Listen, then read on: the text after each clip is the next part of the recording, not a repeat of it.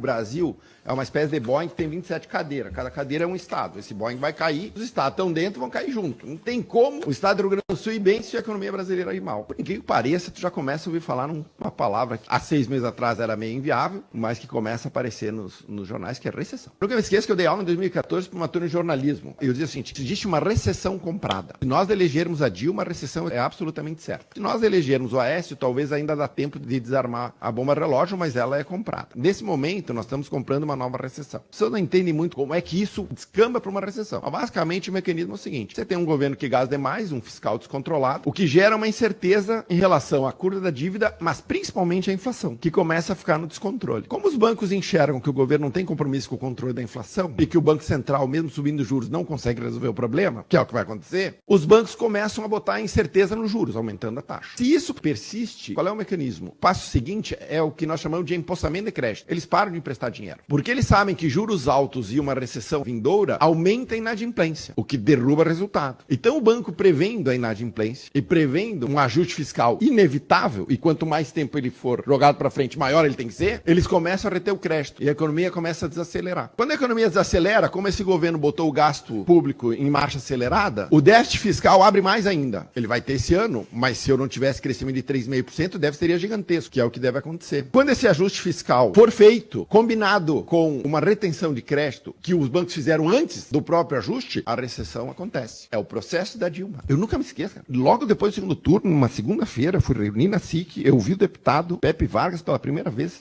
falar em público. Ele disse: não se preocupe, o presidente Lula sabe de economia. O presidente Lula pegou o país assim, ele teve superávit fiscal todos os 8 anos de governo, ele reduziu os juros, e eu só pensava uma coisa: meu Deus, ficaram 6 anos fora do governo e não descobriram o que eles fizeram de errado para empurrar o Brasil para a maior crise da sua história. O mecanismo é exatamente este. O governo vai ter que fazer um ajuste e o final disso será um processo recessivo. Já estamos encomendando. Me parece que é só uma questão de tempo. Lá vai o governo de novo tentar torrar uns bilhão. Ontem foi 3,7 bilhão de dólar à vista. À vista. Nem era leilão em guinha, nem o swap, que é a maneira que o Banco Central tem de evitar que o câmbio exploda. E aí o deputado Zeca Dirceu resolveu entrar na Polícia Federal, sei lá onde, no Ministério Público, pedindo um inquérito para estudar a Faria Lima, dizendo que o Brasil está sendo vítima de um ataque especulativo. É a nova moda da esquerda de tentar jogar a culpa para alguém da incompetência deles. Não existe ataque especulativo em câmbio flutuante. Ponto. Em nenhum lugar isso existe. Ataques especulativos só existem em economias de câmbio fixo. Aconteceu na Inglaterra em 92 contra a libra esterlina, aconteceu no Brasil em 99 no plano real, aconteceu nos tigres asiáticos. Se a esquerda usa essa desculpa, é só mais um capítulo desse terraplanismo econômico. O que está acontecendo na verdade? 2 fatos. Quando o juro sobe, os títulos brasileiros perdem valor. O que faz um gestor de fundo? Vende os títulos brasileiros e se protege na moeda forte. É isso que ele faz. Ele se protege da perda, da irresponsabilidade do governo. E as empresas financeiras, que são os bancos, e as não financeiras, sabendo que o dólar não tem mais uma curva de tendência, elas antecipam o câmbio. Uma empresa importadora, por exemplo, que importa matéria-prima, eu compro o câmbio hoje para pagar uma importação daqui a 30 dias. E eu começo a fazer antecipação de câmbio. E os bancos fazem a mesma coisa. E o resultado disso é que não há dólar suficiente no mercado para atender os investidores que querem ir embora, sair do real, e para atender as empresas que precisam desesperadamente antecipar câmbio para não cair no prejuízo causado pela incompetência do governo. E o resultado disso é o câmbio que nós estamos enxergando. O governo resolveu entrar em estado de negação completa. E o estado de negação é sempre culpar terceiros sobre as ações e as irresponsabilidades que eles cometem o tempo inteiro no governo. E vocês sabem que tem uma blogueira da Globo News, que é uma espécie de porta-voz do governo. Ela está lá para basicamente servir como caixa de ressonância da desculpa que o governo quer vender. Essa economista de Zap resolveu ontem dizer que a causa da alta do dólar foi um meme, de um perfil de meme que se fez passar por Galípolo e fez 3 ou 4 falas desencontradas que não eram do Galípolo, mas tão pouco tiveram efeito no dólar.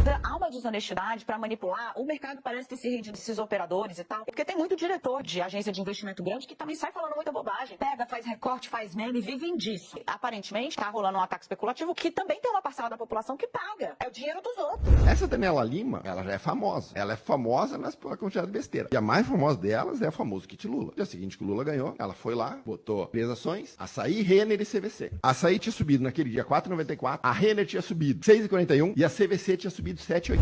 Você vai voltar a comer comer picanha, você vai voltar a comer picanha. O brasileiro gosta de vestir bem, Sim. o brasileiro gosta de coisa boa, pobre gosta de coisa boa. Você vai voltar a ver aeroporto lotado como se fosse rodoviária. 2 anos depois, as ações da Açaí caíram 83%, da Lojas Renner caíram 56% e da CVC 76%. A picanha virou homenagem, veio o imposto de importação da taxação das blusinhas, ajudou a segurar a cotação da Renner, e pobre hoje no aeroporto não passa nem na calçada, por conta do preço das passagens e do custo do turismo. Este é o governo que o Brasil tem. O governo que encomendou a recessão, terceiriza a culpa e usa a mídia paga para tentar justificar o injustificável. Eles vão quebrar o Brasil se não derem um cavalinho de pau nessa política econômica.